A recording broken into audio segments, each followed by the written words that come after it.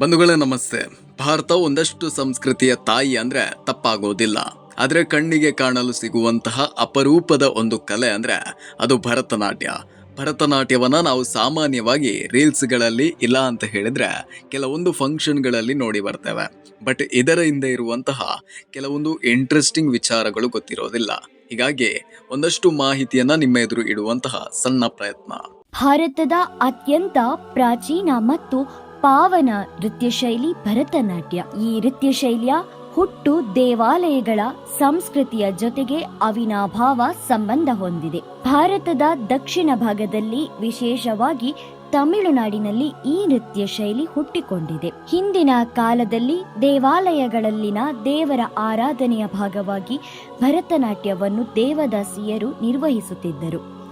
ಈ ನೃತ್ಯವು ಕೇವಲ ಕಲೆಯ ರೂಪವಲ್ಲ, ಅದು ಭಕ್ತಿಯ ಪರಕಾಯ ಪ್ರವೇಶವೆಂಬಂತೆ ದೇವತೆಯ ಮುಂದೆ ಆರಾಧಿಸಲಾಗುತ್ತಿತ್ತು. ಈ ನೃತ್ಯದ ಆಳ ಅಗಳವನ್ನ ನಾಟ್ಯಶಾಸ್ತ್ರದಲ್ಲಿ ಹೇಳಿದ್ದಾರೆ. ಭರತ ಮುನಿ ಈ ಗ್ರಂಥವನ್ನು ರಚಿಸಿದ್ದರು. ಈ ಶಾಸ್ತ್ರವು ನೃತ್ಯ, ಸಂಗೀತ ಮತ್ತು ಅಭಿನಯಕ್ಕೆ ಸಂಬಂಧಿಸಿದ ವಿವಿಧ ತತ್ವಗಳನ್ನ ತಿಳಿಸಿಕೊಡುತ್ತದೆ. ನಾಟ್ಯಶಾಸ್ತ್ರದಲ್ಲಿ ನೃತ್ಯವನ್ನು ಭಗವಂತನ ದರ್ಶನದ ಸಾಧನವೆಂದು ಹೇಳಿದ್ದಾರೆ. ಇದು ಕೇವಲ ಮನರಂಜನೆಯ ಕೈಪಿಡಿಯಲ್ಲ, ಇದರ ಹಿಂದೆ ಆಧ್ಯಾತ್ಮಿಕ ತತ್ವಗಳಿವೆ. ಭರತನಾಟ್ಯದಲ್ಲಿ ಭಾವ, ರಾಗ ಮತ್ತು ತಾಳ ಪ್ರಮುಖವಾದ ಅಂಶಗಳನ್ನು ನೀವು ಗಮನಿಸಿರಬಹುದು. ಈ ನೃತ್ಯ ಶೈಲಿಯಲ್ಲಿ ಶುದ್ಧ ನೃತ್ಯ, ಭಾವನಾತ್ಮಕ ಅಭಿನಯ ಮತ್ತು ನೃತ್ಯ ಸಂಗೀತದ ಸಮನ್ವಯವನ್ನ ಕಾಪಾಡಿಕೊಂಡು ಬರುತ್ತಾರೆ. ನೃತ್ಯದಲ್ಲಿ ವಿವಿಧ ಹಸ್ತ ಮುದ್ರೆಗಳ ಬಳಕೆ ಇದೆ ಮತ್ತು ಇವುಗಳ ಪ್ರತಿ ಸಂಕೇತವು ವಿಶೇಷ ಅರ್ಥವನ್ನು ಹೊಂದಿರುತ್ತದೆ. ಹಸ್ತ ಮುದ್ರೆಗಳು ದೇವತೆಗಳ ವೇಷಭೂಷಣ, ಸೃಷ್ಟಿ, ಸ್ಥಿತಿ, ಲಯ, ನೈಸರ್ಗಿಕ ಶಕ್ತಿಗಳನ್ನು ತಿಳಿಸಿಕೊಡುತ್ತದೆ ಮತ್ತು ಈ ನೃತ್ಯವನ್ನು ಪ್ರಮುಖವಾಗಿ ದೇವಾಲಯಗಳ ಒಳಗೆ ಮಾತ್ರ ಮಾಡಲಾಗುತ್ತಿತ್ತು.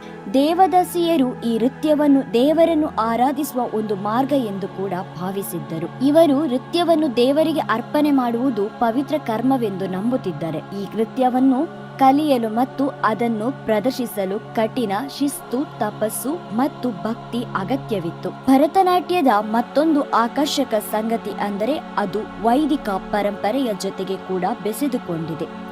ವೇದಗಳಲ್ಲಿ ಸಂಗೀತ ಮತ್ತು ನೃತ್ಯದ ಮಹತ್ವವನ್ನು ವಿವರಿಸಲಾಗಿದೆ.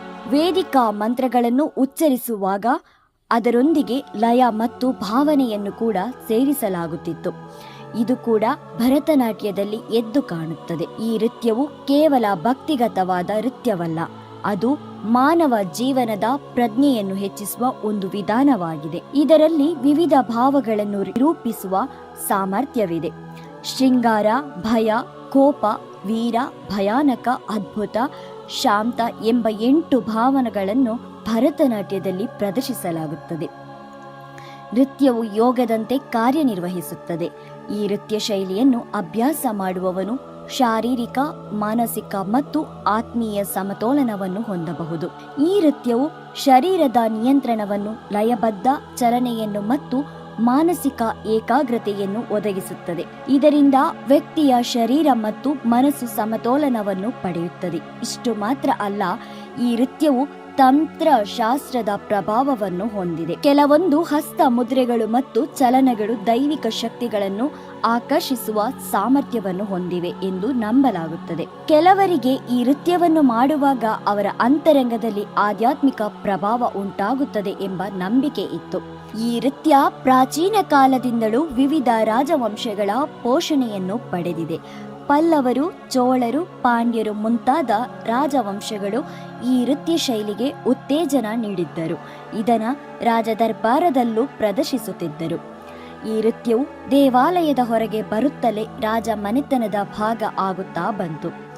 ಆದಾಗ್ಯೂ ಬ್ರಿಟಿಷ್ ಆಳ್ವಿಕೆಯಲ್ಲಿ ಈ ನೃತ್ಯವನ್ನು ತೀರಾ ಹಿಂಸೆ ಅನುಭವಿಸಬೇಕಾಯಿತು.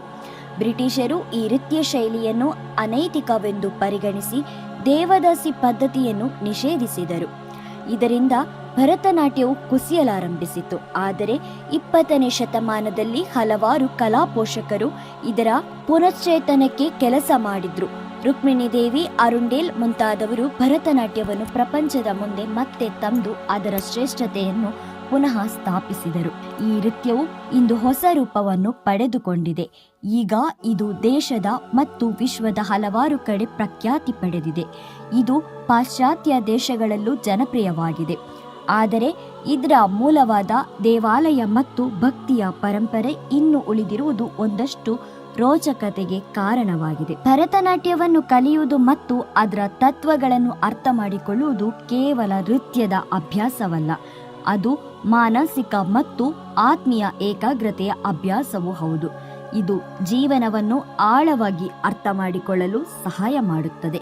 ಹಾಗೆಯೇ ಪುರಾತನ ಕಾಲದಿಂದಲೂ ಆಧ್ಯಾತ್ಮಿಕ ಮತ್ತು ಸಾಂಸ್ಕೃತಿಕ ಪರಂಪರೆಯನ್ನು ಉಳಿಸಿಕೊಂಡು ಬಂದಿರುವ ಒಂದು ಅಮೂಲ್ಯ ಕಲೆ ಅಂದ್ರೂ ಕೂಡ ತಪ್ಪಾಗೋದಿಲ್ಲ. ಭರತನಾಟ್ಯ ಇಂದಿಗೂ ಜೀವಂತವಾಗಿದೆ ಅಂದ್ರೆ ಅದು ಕೇವಲ ಡ್ಯಾನ್ಸ್ ಮಾತ್ರವಲ್ಲ, ನಮ್ಮ ಸಂಸ್ಕೃತಿಯ ಪ್ರತೀಕ. ಇದನ್ನ ಉಳಿಸಿ ಬೆಳೆಸುತ್ತಿರುವ ಪ್ರತಿಯೊಬ್ಬರಿಗೂ ಧನ್ಯವಾದ ಹೇಳುತ್ತಾ ನಿಮ್ಮ ಭೇಟಿ ಮುಂದಿನ ವಿಡಿಯೋದಲ್ಲಿ